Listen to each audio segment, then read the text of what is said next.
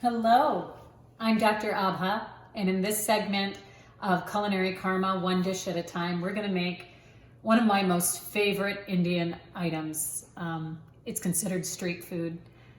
Were you to go to the streets of India to get the best veggie burger, you would naturally ask for Aloo, Tikki, and that's what we're going to make today. So let's get started. I've got a pan ready to go. The oil is shimmering, and all that is about 2 tablespoons of canola. And you can use any oil that you have in the house, vegetable, corn, canola. Canola tends to be my go-to.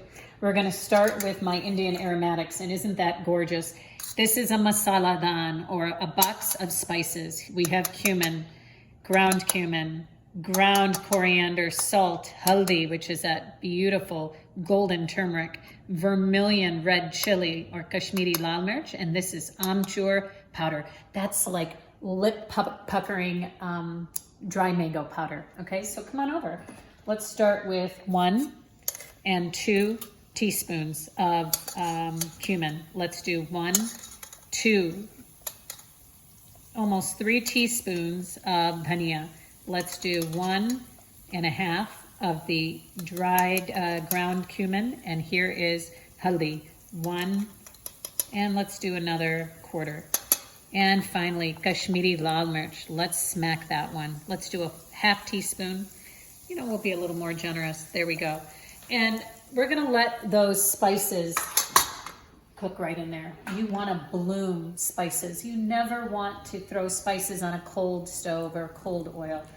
That oil should be hot, and those spices should be cooking to enhance and really cultivate their natural essences. And that looks fantastic. And if you could smell it in here right now, what are we gonna throw in there additionally? I've got ginger minced, fresh onion diced, and green chili. So we're just gonna put a lot of that in there. That's 2 tablespoons of ginger, 1/2 a cup of onion, and 2 green chilies sliced. And we're just gonna cook that up. This is going to be the foundation then for one of the most important ingredients in aloo tikki, of course, is potato. Aloo means potato. But the vehicle for flavor is not going to be the potato. The potato is coming along for the ride and getting all the credit.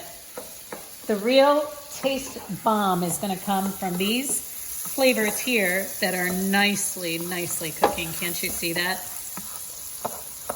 And we're going to add to it 2 cups of peas. And these are just green peas that were frozen.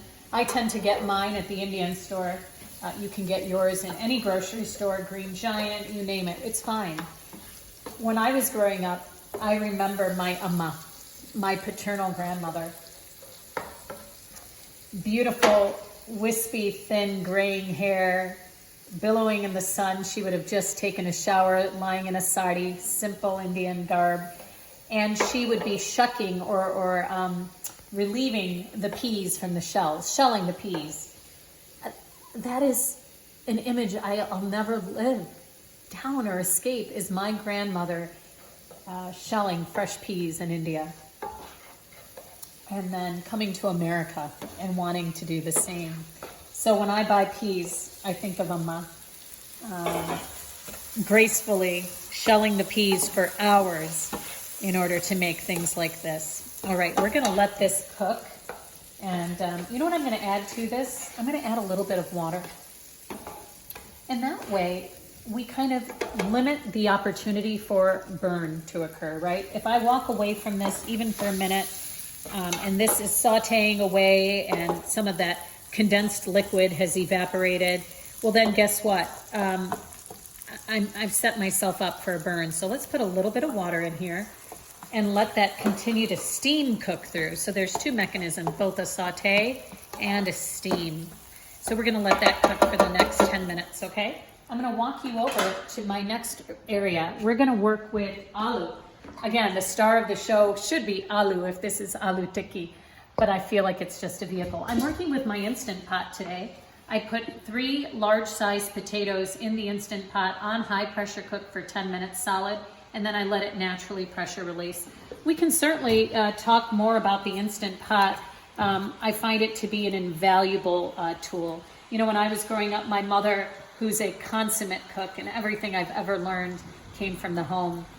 And Mom only worked with pressure cookers. Back then there was, to my knowledge, no electrical pressure cooker. The Instant Pot came about in 2016, 2017, and it's really made cooking quite revolutionary. So my mother would wait for the beeps and time how long she would, set the pressure cooker for and need to be in the vicinity. With the Instant Pot, it's just that much easier. Let's go ahead and mash this. I already have 2 additional potatoes that are in there. So we're going to take 3 large potatoes mashed. There we go. And that's perfect. You know your potatoes are well cooked when the mash comes easily. It should just be, the fork or the knife should just be able to slay it without issue. I'm going to add salt, lal mirch, and amchur, or that dried mango powder, to this mixture and grind it up. And it then will form the basis of our tikki patties. So let me grab my masala don. Should we check on let's check on this guy here. So these are cooking down nicely, aren't they?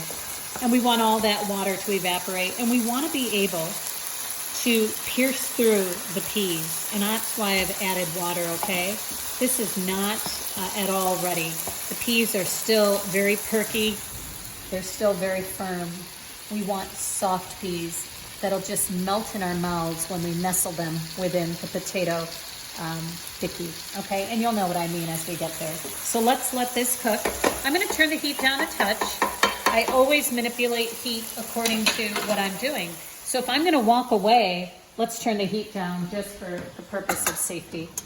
I'm gonna put 1, 2, and about 3 teaspoons of salt. So basically 1 teaspoon for every large potato, a little less than that. I'm gonna put 1, 2, 2.5 teaspoons of that dried amchur powder, which is dried mango, really tangy. Let's take some of that Kashmiri lal mirch, that vermilion red, and let's put some of that. Look at this cornucopia of color. What a tapestry. It's just so pretty. You'll hear me say this throughout. We eat with our eyes first. Food should be beautiful and alluring and sexy and tempting.